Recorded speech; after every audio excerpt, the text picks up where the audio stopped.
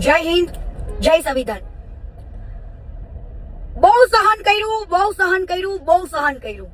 આજે હું તમારા સમક્ષ આવી છું ને તો એક દિલની વાત કરવા માટે આવી છું કે તમને શું લાગે છે, હું આજે પણ છાતી ઠોકીને કહું છું કે હું જેલ કાપી નહીં 3 મહિના, ઈ પણ વગર કારણસર નિર્દોષ છું. એની અંદર પણ એ કેસ પણ મારા ઉપર ખોટો, હજુ છાતી ઠોકીને કહું છું, સાબિત હવે કોર્ટ કરશે, બરાબર.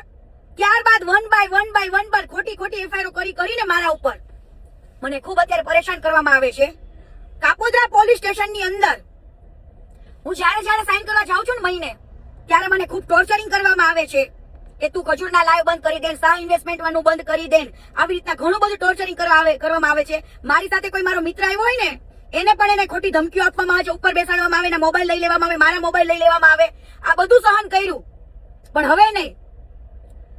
એવું તો તમને કોનું દબાણ છે કે કોના કહેવાથી કીર્તિ પટેલને દબાવવામાં આવે છે? તમામ કેસ મારા ઉપર ખોટા કરવામાં આવે છે. હજુ હું છાતી ઠોકીને કહું છું, એવી ખંડણી બનણી માંગવાના કીર્તિ પટેલના ધંધા નથી. છતાં પણ મને મીડિયામાં ખોટી રીતના એક્સપ્લેન કરવામાં આવે છે, ખોટી સાબિત કરવામાં આવે છે. કીર્તિ પટેલનું નામ પડે ને એટલે બધા જ મીડિયા વાળા ટીઆરપી લેવા માટે ખોટા ન્યૂઝ ફેલાવવા માંડે છે. પણ મારી મીડિયા વાળાને ખાલી એટલું કહેવું છે, તમારી પાસે તો બધી ઓથોરિટી છે. કીર્તિ પટેલ ઉપર એફઆઈઆર થાય ને તો પુરાવા મૂકતા જાઓ, તાકે આ દુનિયાને ખબર પડે.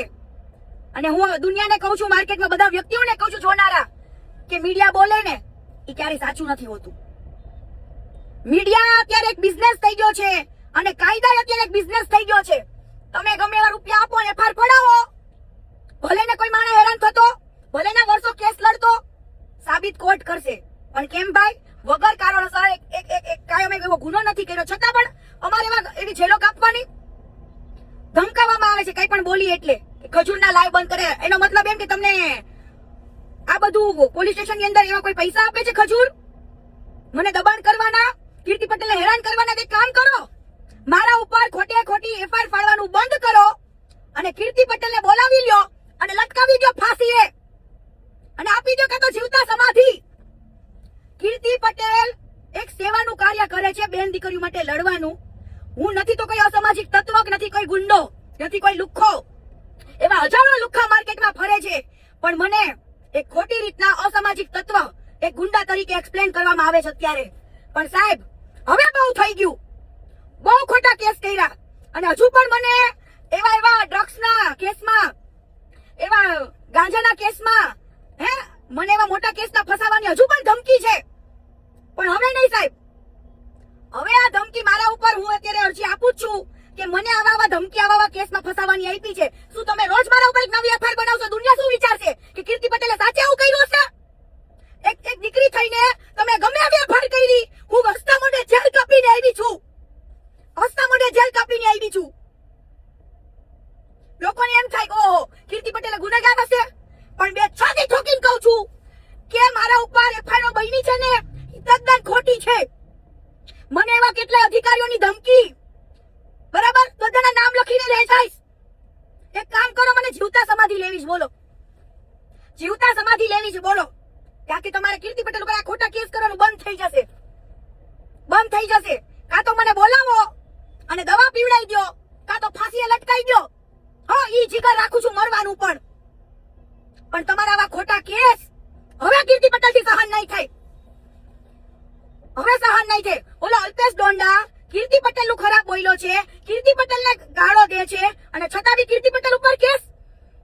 સાહેબ એવા ગાળાગાળીના કેસ કરવા જો કીર્તિ પટેલ બેસશે ને તો પોલીસ સ્ટેશનમાં ફાઇલો ભરાઈ જશે, ફાઇલો. આજ દિવસ સુધીમાં એક દાખલો તો બતાવો કે કીર્તિ પટેલ કોઈ ઉપર કેસ કરવા ગઈ હોય. મારું 17 તોલા સોનું ચિંટુભાઈજી પાસે છે, હજુ સુધીમાં ફાઇલી એફઆઈઆર. કીર્તિ પટેલ નું નામ પડે એટલે ડાયરેક્ટ એફઆઈઆર, ના કોઈ અરજી ના કોઈ જવાબ, ડાયરેક્ટ એફઆઈઆર. પણ હવે સહન નહીં થાય.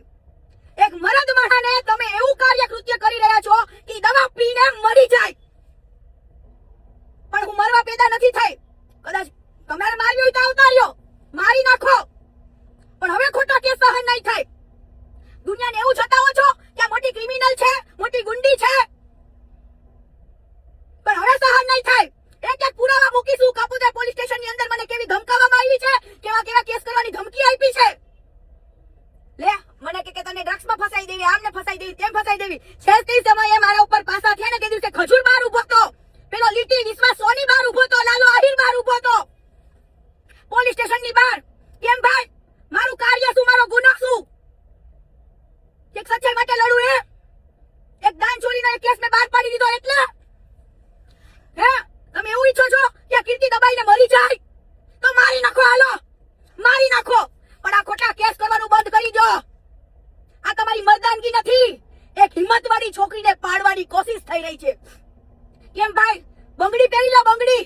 સહન ન થતું હોય ને તો મારી હિંમતને તોડવાની કોશિશ ના કરતા, હિંમતને તોડવાની. હવે તમારા આવા ખોટા કેસ સહન નહીં કરું. મારે મરવું પડે તો હું મરવા તૈયાર છું. અને હું બહુ ટૂંક સમયમાં જ તે ગેહલોત સાહેબ પાસે આવું છું કે એક દીકરીની હિંમત તોડવાની, એને અસામાજિક તત્વ બનાવવાની આવી કોશિશ ચાલી રહી છે અહીંયા માર્કેટની અંદર. સાહેબને મારે કેવું છે કે બતાવો મારી એક લુખાગીરી. જય હિન્દ, જય સંવિધાન.